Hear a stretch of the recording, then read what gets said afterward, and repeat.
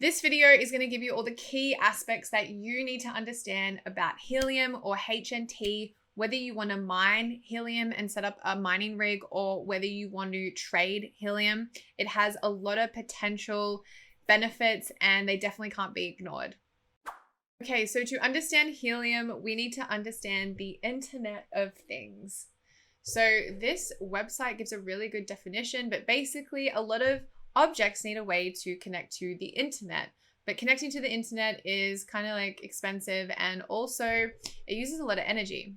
But this article says, the Internet of Things, IoT, refers to the billions of physical devices around the world that are now connected to the internet, all collecting and sharing data, thanks to the arrival of super cheap computer chips and the ubiquity of wireless networks. It's possible to turn anything from something as small as a pill to something as big as an airplane into the IoT.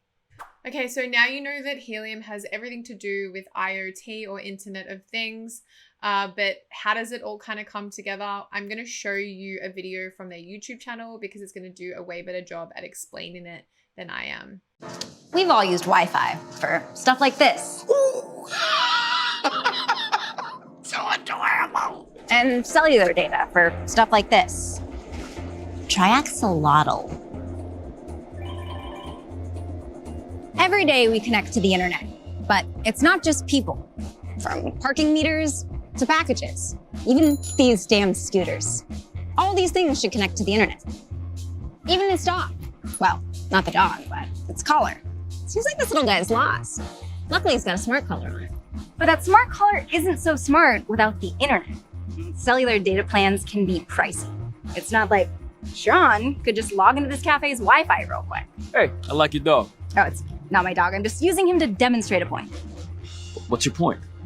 Glad you asked. Wouldn't it make sense for all of these things to have their own internet? A network that works just for them, so they could always stay connected anywhere, anytime.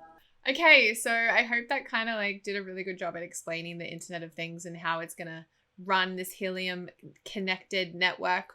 But the way that they do this is by getting you to set up, just getting the people to set up hotspots for the Helium network. So on their website, they say that they are a new kind of crypto miner. So hotspots provide miles of wireless network coverage for millions of devices around you using the Helium long five, which is very similar to radio waves. And you are rewarded in HNT for doing this. And because of an innovative proof of work model, we call it proof of coverage, your hotspot only uses 5W worth of energy. And I'm not too sure how much exactly that is, but I know that they are sufficiently less than using like traditional Wi-Fi. Who exactly is using Helium?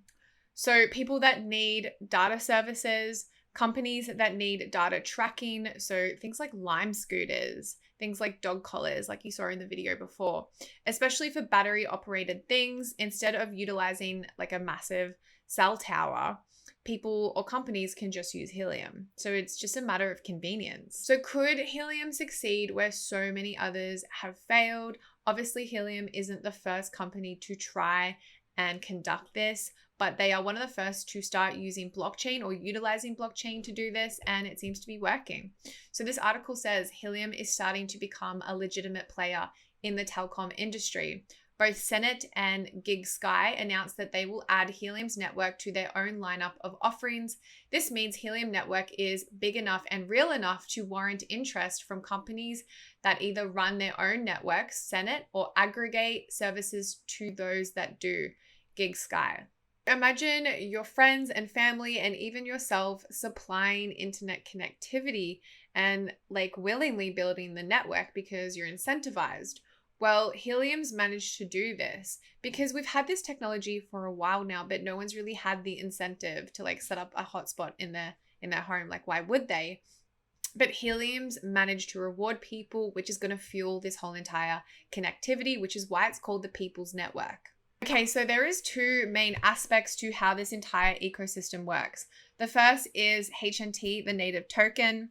The HNT cryptocurrency is earned when hotspots validate and provide wireless coverage and transfer device data over the network. The second aspect is data credits. So data credits are used by devices to send data on the network and for blockchain transaction fees. Data credits are created by burning HNT, are non-exchangeable and tied to a single user. Okay, so the circulating supply is kind of interesting because the only supply is the supply that got minted when it was given as a reward to hotspots or to validators. So the first HNT that was minted, that was the first circulating supply. There is no pre-mined HNT. So I'm just going to really quickly summarize the distribution of the HNT token. So newly minted HNT tokens go to hotspots, validators, and the Helium company and its investors. The percentage of newly minted HNT tokens will, however, change in the future, and I will go into that in a second. So HNT isn't necessarily used to pay for network fees like a lot of other tokens and cryptocurrencies use it for, like that's the primary use, but all transaction fees on Helium are used to make data credits. So data credits are created by burning the HNT token. Okay, just to show you guys some real world use case for Helium because it's happening. There are a lot of benefits, and this is an example. So San Jose is going to provide free internet access to low income households using Helium. And this article says that the San Jose's mayor, Office of Technology and Innovation, said it has been working hard to find ways to provide broadband to low-income families without raising taxes, improving infrastructure, or relying on philanthropic efforts. The article also states that the energy usage from the households through mining is significantly less than the energy needed to mine for other cryptocurrencies like Bitcoin. One of the most bullish aspects to Helium is their path to 5G, and this article was written by the CEO and founder, and it says, on April the 14th, Helium community voted to pass HIP 27, which effectively paves the way for Helium network to become the first consumer-owned 5G network in the world. Let that sink in. Helium 5G will be the second major wireless network that the Helium network supports. If you have a phone that supports 5G, such as an iPhone or Samsung Galaxy, you will soon be able to connect through hotspots that are powered by the people. You may be getting 5G from your neighbor. Okay, so let's go through the strengths and risks of Helium, starting with the strengths. So firstly, it has a mechanism to reward regular people for building their own 5G hotspot, meaning you're going to get paid for installing a 5G transmitter, and also just the fact that that's going to be super convenient for a lot of people. So using HNT, Helium figured out a way to reward its users for building this network. It figured out a way for you to mine cryptocurrency without running a really expensive mining rig. Like, think about it, like probably like your normal everyday people are now going to have access to mining a cryptocurrency. I mean, that's amazing. It promises affordable, scalable wireless connectivity to millions of devices, and it's going to be cheap and effective. After less than 2 years, the Helium network and blockchain has already over 250,000 global hotspots, making it the largest LoRa WAN network in the entire world. Okay, so let's look at some of the risks of Helium, because obviously no project, no matter how sound, is not without its risks. So firstly, like, Helium is not the first company to want to do what they're doing. They're not the only company with this eye on the prize to be the next generation of internet technology. Elon Musk's Starlink project wants to set up satellites across the globe to provide internet access to like everywhere in the world. So it has some stiff competition. So also in less than 2 years, there has been a bunch of issues and problems that have come about on the network, on the Helium blockchain. But obviously a lot of projects are going to run into issues when they first launch, but still this can sometimes be concerning and it can build distrust for users. Okay, so I'm just going to go over some technical analysis if you're looking to enter a trade with HNT right now. So on the daily chart, there's a very obvious cup and handle, and I always love seeing cup and handles because they're always good entry points in and around these areas here.